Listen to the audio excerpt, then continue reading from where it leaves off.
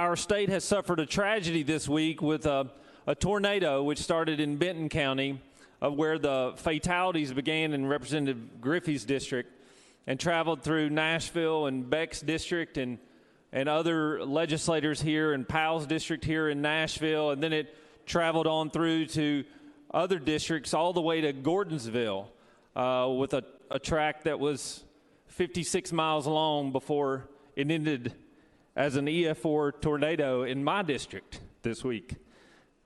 The loss of life is really unfathomable.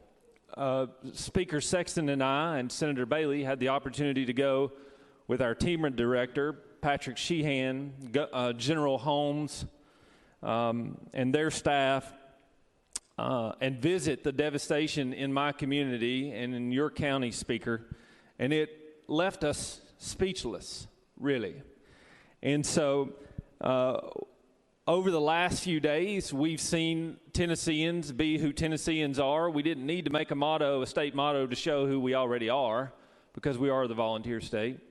We have seen in Putnam County literally thousands of volunteers show up to go and serve their neighbors, pull photos and clothes out of debris, wash and fold clothes, and do things that we never thought we would see ourselves do. Not because we weren't willing to do them, but we just hoped that this tragedy would never befall us.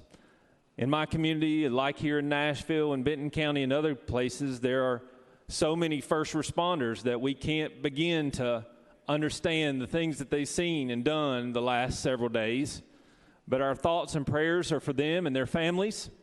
When Speaker Sexton and I were able to see their faces in Putnam County, they were exhausted, and that was 2 days ago.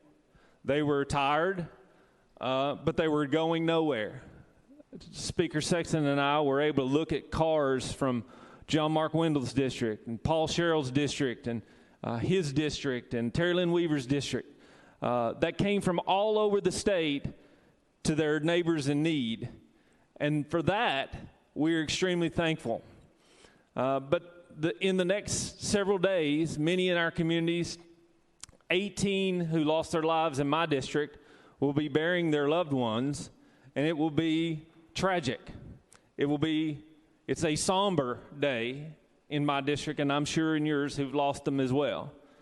But what we've been able to see over this period of time are small miracles, like a photo album 8 miles from somebody's house that was returned to them. A family of 4 who survived even though there's no wall standing yet.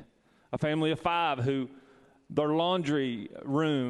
ran to their laundry room and the walls caved in, and their washer and dryer literally saved their lives because they were all huddled in front of them, only to crawl out of the debris and wonder how they got there with literally a few nail pokes and a couple of scratches. But the truth is, it's going to take our state more than a few days or a few weeks to recover from what we've seen today. The good news is we here in the legislature and our local officials back home, like my county mayor, Randy Porter, and my city mayor, Ricky Shelton, Sheriff Ferris, and Chief Evans, and all these fire department and rescue people are going to continue to love on our communities long after the debris is cleaned up and these things reside. But I want us to take a time this morning to remember those 24 lives that were lost across the state. In my community, there are still 2 people that are missing. It's our hope that we find those folks alive. But we also expect to spend the next few days loving on them. I also want to take the time before we have a moment of silence to thank all the businesses, all the members of this body and our upper chamber body for all the calls, texts, emails, willingness to send not just your financial resources, but also your muscle power to all of us. It is a tragic event, but we will rise out of this, and we will rebuild.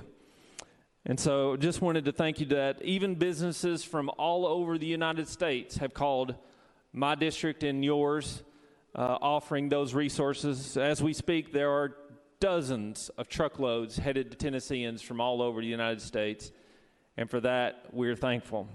We pray that you would give our leaders and our first responders peace and wisdom and protection. For that, Speaker, I ask for a moment of silence.